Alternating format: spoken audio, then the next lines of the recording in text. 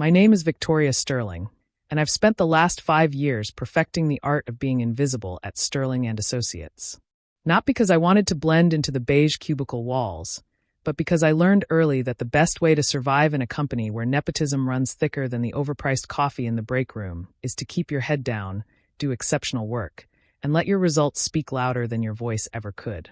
The annual company gala was exactly the kind of event I typically avoided. Forced networking, awkward small talk, and watching people kiss up to management while pretending their spouse's designer gowns weren't bought with embezzled expense accounts. But this year was different. This year, I had a secret that would change everything, and I needed to be there to watch it unfold. I stood in front of my bedroom mirror that Saturday evening, adjusting the neckline of my navy blue dress one final time. It was simple, elegant, and yes, it was from Target. $79 on clearance, marked down from $120.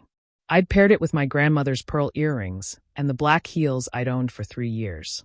Nothing flashy, nothing that screamed for attention. Just clean, professional, and appropriate. The Grand Meridian Hotel ballroom was exactly what I expected from a company that spent more on corporate events than employee raises. Crystal chandeliers cast theatrical shadows over tables draped in ivory silk, each centerpiece an explosion of white roses that probably cost more than most people's monthly grocery budget. I arrived precisely at 7:30, fashionably late enough to avoid the awkward cocktail hour chatter, but early enough to secure a seat where I could observe without being observed. That's when I spotted my table assignment. Table 12, tucked near the back corner, close enough to the kitchen that I could hear the catering staff discussing weekend plans through the swinging doors. But what made my stomach tighten wasn't the location. It was the name card sitting directly across from mine. Patricia Blackwood, my boss's wife. Marcus Blackwood had been my direct supervisor for 2 years, the kind of middle manager who took credit for his team's successes and deflected blame for his failures with the precision of a professional politician. He was competent enough not to get fired, connected enough not to get overlooked, and married well enough to ensure his position remained secure regardless of performance. His wife Patricia was his perfect complement. Beautiful in the way that money can buy, charming in the way that practice can perfect, and cruel in the way that privilege can cultivate. I'd met her exactly 3 times in 5 years. Once at the holiday party, where she'd looked through me like I was furniture. Once at the company picnic, where she'd asked what I did and forgotten my answer before I finished speaking. And once in the elevator, where she'd made a comment about Marcus's little worker bees, while I stood right there, invisible in plain sight. But tonight would be different. Tonight, she'd finally see me. I took my seat and surveyed the table. The usual suspects filled the remaining chairs. Junior analysts who laughed too loudly at jokes that weren't funny, administrative assistants who'd been passed over for promotions so many times they'd stopped trying, and the handful of middle management spouses who attended these functions like social obligations rather than celebrations. Patricia arrived 20 minutes later, sweeping into the ballroom like she owned not just the room, but everyone in it. Her dress was stunning, a deep emerald silk that probably cost more than I made in a month, tailored to perfection and accessorized with diamonds that caught the light with every gesture. Her blonde hair was swept into an elaborate updo that screamed expensive salon, and her makeup was flawless in the way that requires professional application. She paused when she reached our table, scanning the name cards with the efficiency of someone accustomed to calculating social hierarchies at a glance. When her eyes landed on mine, I saw the flicker of recognition, followed immediately by the slight tightening around her eyes that suggested she was less than thrilled with the seating arrangement. "Victoria," she said, her voice carrying that particular tone wealthy women use when they're being polite but not friendly. "How nice to see you again." "Mrs. Blackwood," I replied, standing to shake her hand. "You look beautiful tonight." She accepted the compliment with the gracious smile of someone accustomed to receiving them, then took her seat with the fluid grace of a woman who'd been trained in proper posture since childhood. The conversation at our table was predictably mundane. Weekend plans, vacation destinations, and the kind of light gossip that fills space without creating connection. It was during the salad course that Patricia's attention turned back to me, her gaze traveling slowly from my face down to my dress and back up again. I could feel her cataloging details, making calculations, drawing conclusions. "That's a lovely dress, Victoria," she said, her voice carrying just enough volume to catch the attention of our table mates. "Very practical." The word hung in the air like a challenge. I smiled politely. "Thank you." It's so refreshing to see someone who shops sensibly, she continued, warming to her theme. Not everyone feels the need to overspend on designer labels. The other women at the table exchanged glances, sensing blood in the water. Patricia leaned forward slightly, her smile growing sharper. Honey, that dress is from Target, isn't it? The question landed with surgical precision, designed to wound without appearing overtly cruel. The table fell silent, except for the soft clink of silverware against china.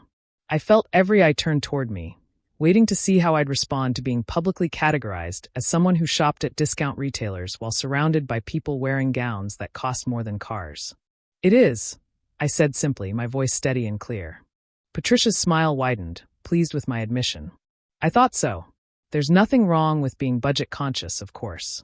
We can't all afford designer pieces. She gestured toward her own dress with false modesty. This old thing is just something I picked up at Nordstrom. The implication was clear. She belonged in designer boutiques while I belonged in big box stores.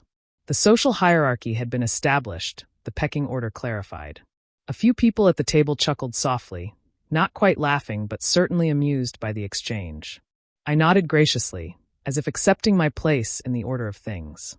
What Patricia didn't know, what none of them knew, was that 3 days earlier, I'd sat in a conference room on the 32nd floor of this very hotel, signing papers that would change not just my life, but the entire power structure of Sterling and Associates. What they didn't know was that for the past 18 months, I'd been in secret negotiations with Meridian Holdings, the parent company that owned Sterling and Associates, about a complete restructuring of the regional management system. What they didn't know was that I hadn't just been Marcus Blackwood's subordinate. I'd been his replacement, handpicked by the board of directors to take over his position and implement the efficiency improvements I'd been quietly developing for 2 years. The salad plates were cleared, the main course was served, and conversation resumed its predictable rhythm. Patricia held court at our end of the table, regaling the group with stories about her recent trip to the Hamptons and her plans for redecorating their summer home. I listened politely, contributing just enough to avoid seeming rude. But my attention was focused on the head table where CEO Jonathan Sterling sat with the other senior executives. At exactly 9:15, he stood and approached the microphone. The room gradually quieted, conversations trailing off as attention turned toward the front of the ballroom. "Good evening, everyone," Sterling began, his voice carrying easily across the room. "Before we continue with tonight's festivities, I have some exciting announcements to make about the future of Sterling and Associates." Patricia straightened in her chair, no doubt expecting to hear her husband's name mentioned in connection with some new promotion or recognition. The other spouses at our table leaned forward slightly, equally invested in the corporate gossip that would dominate their social circles for weeks to come. "As many of you know," Sterling continued, "we've been working closely with our parent company, Meridian Holdings, to restructure our regional management system. The goal is to improve efficiency, streamline operations, and ensure that our most talented employees are positioned to lead us into the next decade of growth."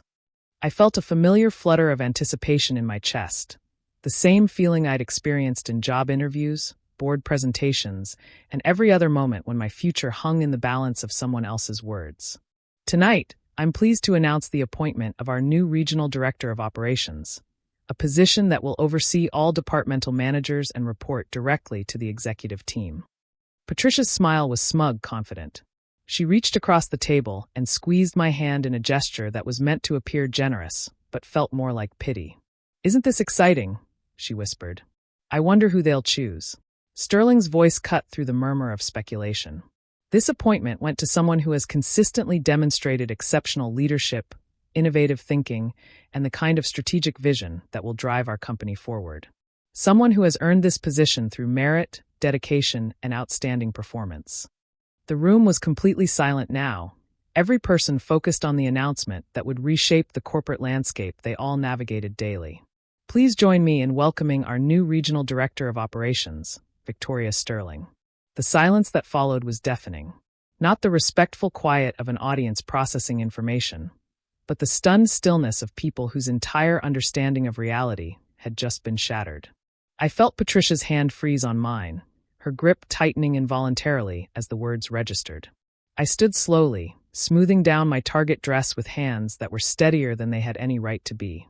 The spotlight found me immediately, bathing our table in bright white light that made Patricia's diamond earrings sparkle like trapped stars. I could feel every eye in the room focused on me, but my attention was fixed on Patricia's face as understanding dawned. Her mouth had fallen open slightly, her perfectly applied lipstick no longer able to maintain its composed smile. The champagne flute in her other hand trembled, and I watched as a drop of Dom Perignon splashed onto her emerald silk dress, leaving a small dark stain just above her heart. "Thank you, Mr. Sterling," I said, my voice carrying clearly across the silent ballroom. "I'm honored to accept this position and excited to work with all of our talented team members." The applause that followed was thunderous, but I barely heard it. My focus was entirely on Patricia, who had released my hand and was now gripping the edge of the table, as if it were the only thing keeping her upright. Her face had gone pale beneath her professional makeup, and I could see her mind racing, recalculating every assumption she'd made about me, about her husband's job security, about the power dynamics that had seemed so fixed just moments before. Because what she was realizing, what everyone at that table was realizing, was that the woman she'd just publicly mocked for wearing a discount dress was now her husband's boss. The person she'd condescended to about shopping at Target was now in a position to make decisions about Marcus's future with the company.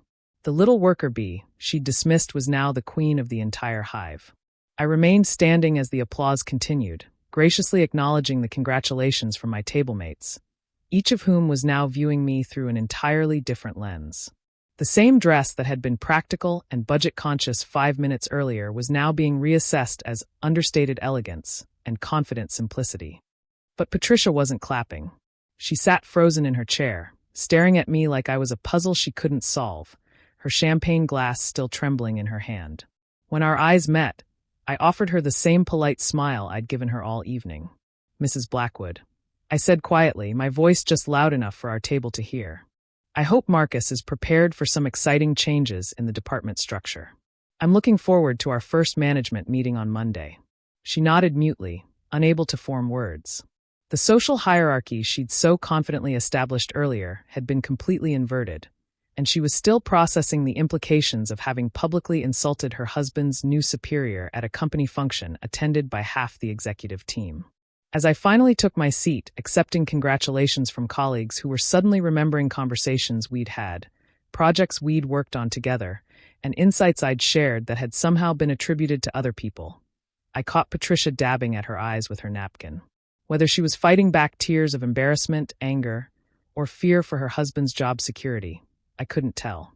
What I did know was that my $79 dress had just become the most expensive outfit in the room, because it had cost her everything she thought she knew about power, position, and the dangerous assumption that quiet people have nothing important to say. The rest of the evening passed in a blur of congratulations, business cards, and strategic conversations about the future direction of the company. Patricia left early, citing a sudden headache, but not before her husband cornered me near the dessert table with a mixture of congratulation and barely concealed panic in his voice. "Victoria," he said, extending his hand with the enthusiasm of a man trying to rebuild a bridge he hadn't realized was burning. "Congratulations on the promotion. I had no idea you were being considered for regional director." "Thank you, Marcus," I replied, shaking his hand with professional warmth. "I'm excited to implement some of the efficiency improvements we've discussed over the years." His smile faltered slightly as he realized that all those suggestions he'd dismissed or taken credit for were about to become company policy under my direction. "I'm sure we'll work together beautifully," he said, but I could hear the uncertainty beneath the words. As I drove home that night, still wearing my Target dress and my grandmother's pearls, I reflected on the evening's events. I hadn't set out to humiliate Patricia Blackwood, but I also hadn't tried to protect her from the consequences of her own choices. She had decided to make our interaction about clothing and social status instead of character and capability, and the universe had responded with a lesson in the difference between appearance and substance. The next morning, I would start my new position with the authority to restructure departments, reassign personnel, and implement the strategic vision that had earned me this promotion. But tonight, I was simply a woman in a $79 dress who had just learned that the most powerful outfit you can wear is the quiet confidence that comes from knowing your own worth, regardless of what anyone else thinks of your wardrobe.